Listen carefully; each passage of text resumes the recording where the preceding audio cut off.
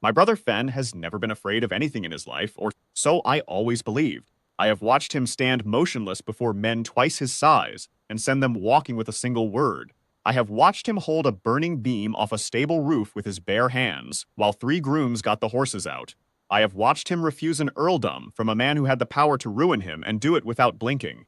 He is the Duke of Aldenmere, iron cold, feared across 3 counties, the kind of man the North produces when it is in a severe mood, and for 38 years, from the day I was born until the winter I am about to describe, I never once saw him rattle. So when he turned up in my study at 8:30 on a Tuesday evening with mud on his coat and a look I had never seen on his face before, I put my book down. There was a woman, he said, on the Northmoor Road. I waited. Her coach went into the ditch, off the Brackenmere stretch. I pulled her out. Good, I said. Is she all right? She was composed, he said, as if composure were the strangest quality a person could possess. The ice had cracked under the rear wheel, and she was holding the door frame, in the dark in December, and when I reached her, she looked at me and said, "He stopped. He sat down," which he almost never does in other people's chairs. She said, "I am sorry to have inconvenienced you." I looked at him carefully, and what did you say? I told her she had not inconvenienced me. I helped her to the road. She had a bruised shoulder, and her cloak was soaked through, and she was shaking, though she would not admit to it, and she thanked me as if I had done something modest, like held a door. He was quiet for a moment. I rode with her to Caldwick Inn. I left word for Marsh to send the spare coach at first light. I gave her my name as Aldrath, and she gave me hers, or she started to, and then the innkeeper came out, and there was a fuss about a room, and I dealt with it, and when I turned back she had gone inside. "So you don't know her name," I said. "No," he said. He left. He rode back across the moor to Aldenmere Hall in the dark, which takes 40 minutes in good weather, and longer in December, and I thought that was the end of it. I was wrong. I know what happened on that road because Fen told me later, piece by piece, in the way he tells things, reluctantly, and only after I have already half guessed. But the piece he could not tell me, because he was not there for it, I will tell in its place, because I took the trouble to find out. Miss Willa Ashbourne was 26 years old, the youngest daughter of a clergyman in the Vale of Durnstow, which is the kind of place that forms people with a certain quality, a quality she would probably have called nothing more than sense, and which I would call something closer to grace. Her father had died the previous spring. Her 2 elder sisters were settled.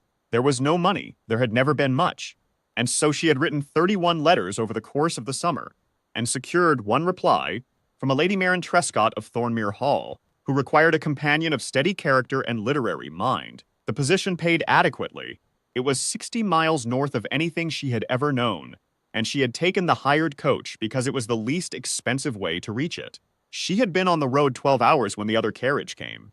It came from behind, at a speed no one travels a moorland road in December, and without a lantern. The driver of Willa's coach pulled hard to the left. There was no choice. The Brackenmere stretch is barely wide enough for 2 vehicles to pass, and the left rear wheel found the ditch and then the ice, and the coach rolled onto its side with a sound she told me later she would not easily forget. The coachman was thrown clear and unhurt, by some mercy, but the door above her was jammed by the fall, and she was wedged against the far wall in the dark, and the ice beneath the coach was beginning to groan and shift, and the moorland in December holds its cold the way iron holds heat, thoroughly and without sympathy. She said she was not afraid. I believe her. I think she was too busy being practical. She told me she had nearly worked the door loose when she heard hooves, a single horse coming fast. She heard it stop, then silence, then a hand on the coach door from above, and the groan of it pulling free, and light. He was on horseback, which meant the door frame was above him, and he reached down with both hands, and she took them, and he lifted her clear in a single movement that she said was wholly matter of fact, as if he lifted women out of ice ditches on the moors every Tuesday. She nearly fell when her feet found the road. Her shoulder was wrenched badly, enough that she could not catch herself, and he held her until she steadied, which she did quickly, and then she said, "I am sorry to have inconvenienced you," which I am told made him go quite still for a moment. He helped the coachman check the horse. He assessed the coach, too damaged in the dark in that cold, to attempt on the road. He said, "Caldwick Inn is 2 miles east. I'll ride with you."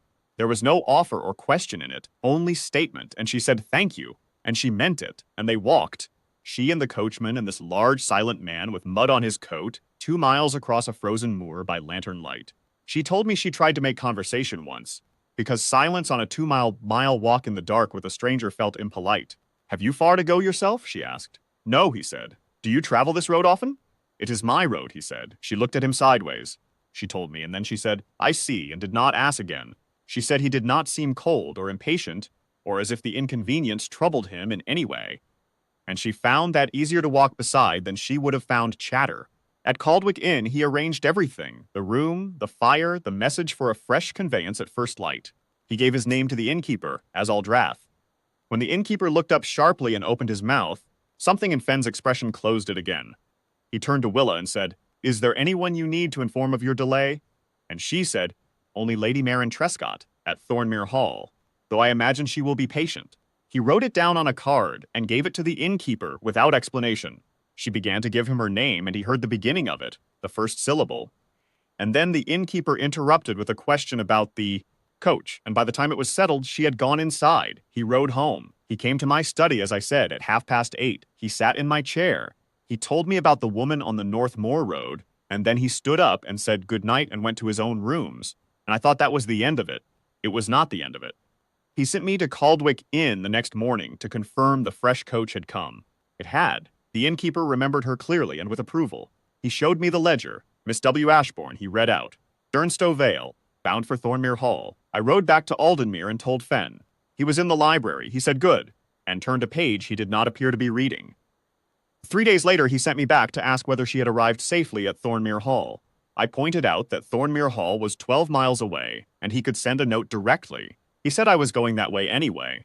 I was not going that way anyway. I went. Lady Maren Trescott, who is 81 and has the bearing of a very old and very dry general, told me that Miss Ashbourne had arrived on Thursday morning, was entirely recovered, and was at that moment in the library cataloging a rather disordered collection of botanical volumes, and would I like to tell her friend who had sent her she was welcome to inquire directly. I rode back and told Fenn. He was quiet for a long time. Then he said, She named a condition. I haven't proposed anything to the woman. I said, Neither have you. She would, he said. She is that kind of person. I watched him for a moment. You lifted her out of an ice ditch in the dark and walked 2 miles across a moor to see her safe. You sent me twice. You know her name from an innkeeper's ledger. Fenn. I know, he said. He was quiet for another moment. Then he stood and straightened his coat and said, Get your horse. We rode to Thornmere Hall together on a Wednesday morning in January, with frost still on the ground and a sky the color of pewter, and I want to be honest. I did not know what he intended to do. I have known my brother all my life, and I still could not always tell. Lady Maren received him in the drawing room. She is not easily impressed, Lady Maren, but she sat up a little straighter when he came in, and she did not send for tea, which meant she expected the visit to be short. The companion stood near the window. I saw her look up when Fenn entered and then look away, as if she were deciding whether to seem as if she had not recognized him. She had recognized him. I could see that plainly. She was wearing gray, and her hair was put up simply, and she had the kind of face that does not look remarkable the first time and looks entirely remarkable every time after. Fenn looked at her. He said, Lady Maren, forgive the early call. I have come to ask a question of your companion, if you will permit it. Lady Maren looked at Miss Ashbourne. Miss Ashbourne looked at Fenn. Ask it, said Lady Maren. He turned fully to face her, and he said, in front of Lady Maren and the housekeeper, and a footman and me, the whole of it, as plainly as if he were sniping something in a document. Miss Ashbourne, I have thought of very little since Tuesday, except whether you arrived safely, and whether you were well, and whether there was any honest reason why I should not call on you. I could not find one. I am the Duke of Aldenmere, which I think you had worked out, and I am asking whether you will do me the very great honor of allowing me to pay my addresses to you. There is no condition attached to the question, and no obligation attached to your answer. The drawing room was so quiet I could hear the frost on the window pane. Miss Willa Ashbourne looked at him for a long moment. She looked at him the way she had looked at him on the moor road, I imagine, the way she looked at things, directly, without flinching, and without pretending to less than she saw. Then she said, There is one condition, your grace. Name it, he said, and his voice was very steady. You must use my given name, she said, not the address, not Miss Ashbourne. If you are asking what I think you are asking, then you ought to know my name before I answer. And he said, And I will tell you plainly that I have never heard my brother say anything quite like it in 38 years. He said, Willa.